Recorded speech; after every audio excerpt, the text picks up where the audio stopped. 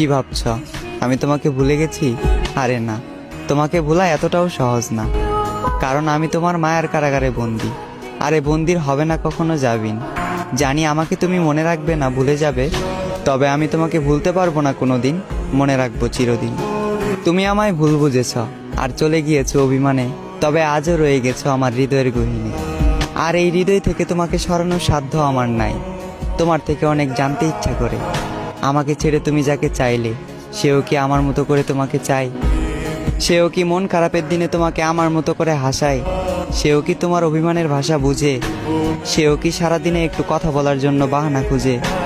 হয়তো হ্যাঁ, কারণ সে তো তোমার মনের মতন। তাই বলি আমার মতো তাকে অবহেলা করিও না, মন গহীনে রেখে করিও তাকে যতন।